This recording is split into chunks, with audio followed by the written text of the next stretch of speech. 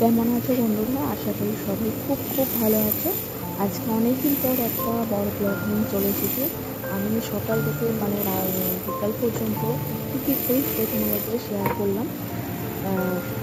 একা থাকি বলে আর একা তো ভিডিও করা হয় না, কারণ বাবু ছোটো, 2 বছরের বয়স, আর ও সবসময় ফোনটাকে নিয়ে করে দিচ্ছে। আর একা যেহেতু থাকি, কেউ শাশুড়ি মা অসুস্থ, সেরকমভাবে অতটা পারে না, তাই আসলে আমি কাজে থাকি।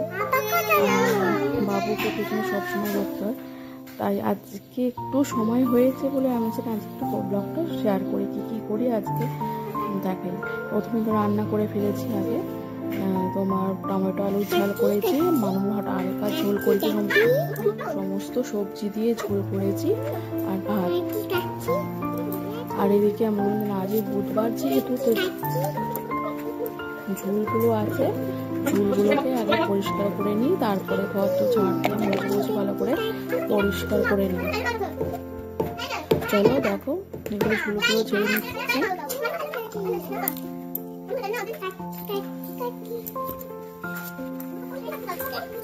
ঝোলগুলো ঝেড়ে নিচ্ছি, পরিষ্কার করে নিচ্ছি। তারপরে ওই ঘর আর দেখানো হয়নি, এই ঘরটা রান্নাঘরটা পরিষ্কার করে ঝোলগুলো ঝেড়ে নিয়ে আর ঘর দুগুলো ঝাড় দিয়ে দিচ্ছি। আর আমার বাবু সবাই চুপচাপ বসে আছে, মুখে বলে দিয়েছি, কোনো একটা লাইট দিয়ে দিয়েছি, আমি যেটা জ্বালাম বলে আমি এই একা কাজগুলো করে নিচ্ছি। কিন্তু ওকে ভালো বলতে হয়, একটু কাজের সময় জ্বালাতন করেনি, খালি 10 বার মা মা করে চিৎকার করছে, মা এটা কি, মা ওটা কি, এটা কি করছো, ওটা কি করছো, এই বলতে আমি কাজগুলো সেরে নিচ্ছি।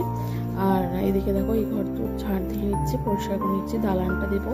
তারপর এই ঘরে আজকে অনেক সময় পেয়েছি বলে আমি না আজ বেশি কিছু রান্নাবান্নার দিকে যাবো না, নিরামিষ ঝোল করেছি আর একটু টমেটো ঝাল করেছি আর ভাত হয়েছে বললামই। আর কি বলতো, একা সংসারে একা থাকলে এরকমই একটু প্রবলেম হয়।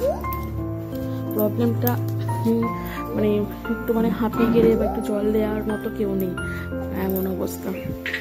যাই হোক, নিজের সংসার নিজেকেই কাজ করতে হবে গুছিয়ে।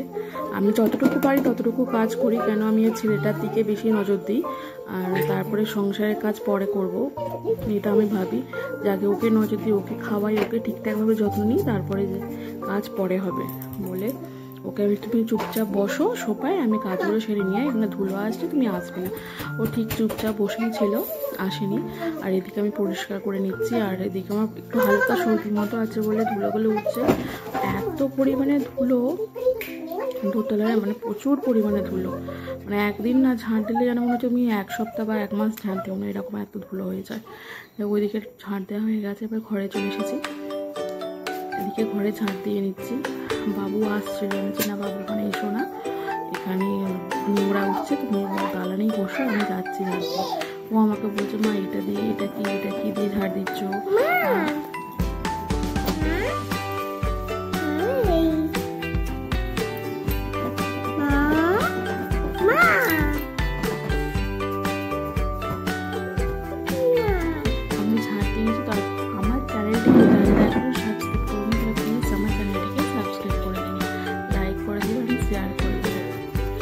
একটু সাপোর্ট করুন তোমার বন্ধুটিকে।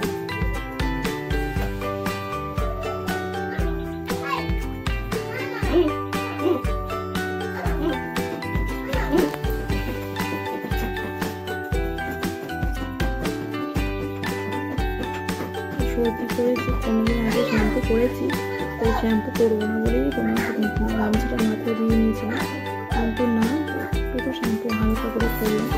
আর দেখো, আমি গিয়েছিলাম জল আনতে, বাথরুম থেকে ঘর মুছ বলে আমার পিছন ছুটেছে, ছুটিস নি রে, পড়ে যাবি কে কার কথা শোনে।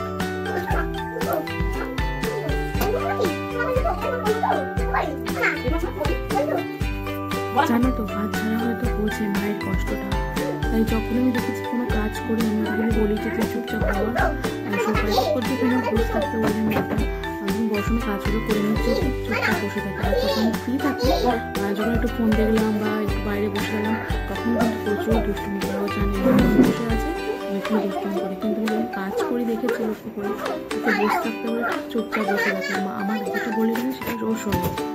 আর এই দেখো এখানে ঘর মুছতে হচ্ছে, হাজারও একটা বল পড়ে আছে, মানে বলটা ঘর মুছবো না বলের জন্য মনে হচ্ছে ফুটবল খেলছে এরকম মনে হচ্ছে। গাড়িটাকে সরাচ্ছে, ওইদিকে যাচ্ছে, ওইদিকে কতগুলো বল স্লিপ খেয়ে যাবে। ওকে আমি বলছি তুই এতগুলো বল নিয়ে পড়ে থাকিস, কী করিস কী জানি, গুছিয়ে খেলতে পারিস না। ও কি বলগুলো নেবে আর সিঁড়ির ওখান দিয়ে ফাঁক দিয়ে ফেলে দেবে। যাই কিন্তু ওকে নিয়ে সময়টা কেটে যায়। সকালে ওঠা, ওর পেছনে লেগে থাকা, খাওয়ানো, 1 ঘন্টা ধরে খাওয়ানো, মানে খেতে একদম চায় না, মানে কী বলবো, খাওয়া আর চান করতে বিরক্ত লেগে যাবে চান করাতে ওকে। যাই হোক, এদিকে কাজগুলো শুরু হয়েছে। ও 10 বার আমাকে ডাকছে, মা বলটা দাও, মা এখানে এসো, মা তুমি কোথায় মুছছো, ঘর মুছছো। এখন সবাই হালকা কথা বলতে শিখে, একটু কথা যেহেতু দেরিতে বলতে শিখেছে, সুন্দর মানে হালকা মিষ্টি মিষ্টি কথাগুলো লাগছে। এদিকে কাজগুলো শুরু নিচ্ছে। আর ও কিন্তু একটু কাঁদেনি, যে মা কাজগুলো দেখছে, কাজগুলো করছে, ওতে বুঝতে পারছে। ও চুপচাপ বসে আমার সঙ্গে কথা বলে যাচ্ছে। আর কী করবো বলো, যাদের একা সংসার তারাই এই কষ্টটা বোঝে। যারা একা, স্বামী আছে কিন্তু শাশুড়ি মা আছে, কি বলবো বলো, তাকে খাবার দিয়ে দিয়েছে, সে খাবার খেয়ে ঘুমাচ্ছে, সে কাজ করছে বা হাসি বা ধরি সব কিছু বলেও নি, আর আমি ডাকিও নি। যে নিজে থেকে যদি আসা হয় আসতো, বেকার দেখি কী করবো বলো। শুয়ে পড়লো, দেখতে পাচ্ছে হয়তো ঝাড় দিচ্ছে। যাই হোক বাদ দেয়, শুয়ে ঘুমাচ্ছে। আমি আর ঢাকি না, আমি বাবুকে বসিয়ে দিয়েছি, আমি এদিকে কাজগুলো সেরে নিচ্ছি। আর বাবুকে খাইয়ে দিয়েছি, মাকেও খাবার দিয়ে দিয়েছি। আমি ঘর দর ঝাড় পরিষ্কার করে মুছে নিয়ে, আজকে যেহেতু বললাম না বুধবার, পরের দিন বৃহস্পতিবার, ওই কাজগুলো একটু এগিয়ে রাখলাম। অনেকদিন ছিলাম না বাড়িতে, ঝোল হয়েছিল, সেটা পরিষ্কার করলাম। একটা হ্যান্ডমেড দেখিয়েছিলাম, কিন্তু সে তার প্রবলেমের জন্য, সে শরীর অসুস্থ থাকে, সে কাজ ছেড়ে দিয়েছে। এখন পাইনি সেরকমই, ঘর দর মোছামুছিটাই জাস্ট একটু লাগে কাজে। এদিকে একাকেই সব করতে হচ্ছে, রান্না বান্না সব একটু কষ্ট হচ্ছে, কিন্তু বাবুর সঙ্গে খেলা করতে করতে ঠিক সময়টাও কেটে যাচ্ছে। চলো, ওকে আমি বলেছি বাবু তুই সিঁড়ির কাছে আসেন, আমি মুছছি, আমি দাঁড়ানি, আমি নিচে গেছিলাম, মুছে বসে করে আসছিলাম, বাবু তুমি ওটাকে নিয়েই খেলো।